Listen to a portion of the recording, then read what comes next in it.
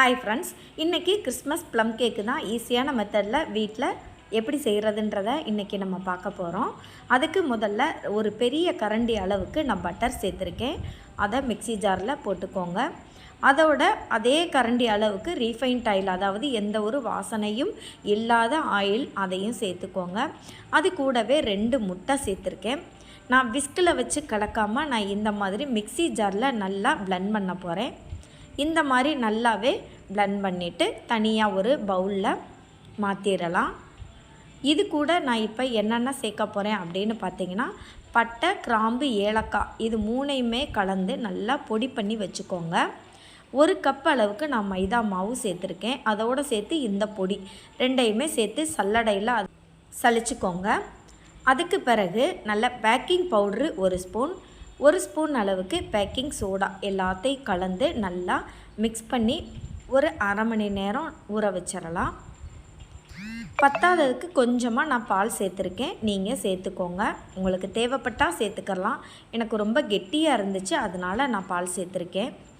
இப்போ சர்க்கரையை நல்லா ஒரு பவுல் அளவுக்கு எடுத்துட்டு எந்த ஒரு தண்ணியுமே சேர்க்காமல் கேரமில்க் மாதிரி ரெடி பண்ணிக்கிடுவோம். இந்த மாதிரி நல்லா ஒரு ப்ரௌன் கலரில் வந்துடும்.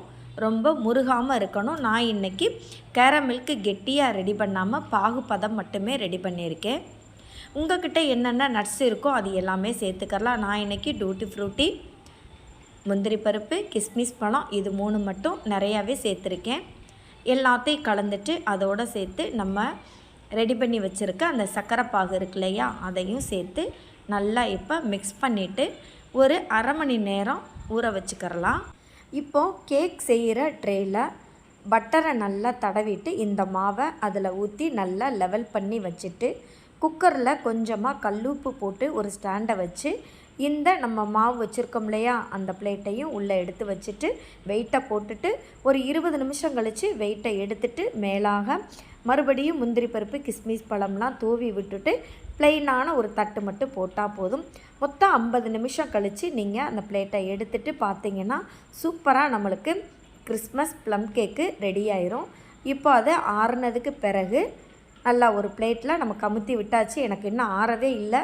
அதுக்குள்ளே கெஸ்ட்டு வந்த விருந்தாடி எனக்கு இது வேணும்னாலே வேணும்னு சொல்லிட்டாங்க.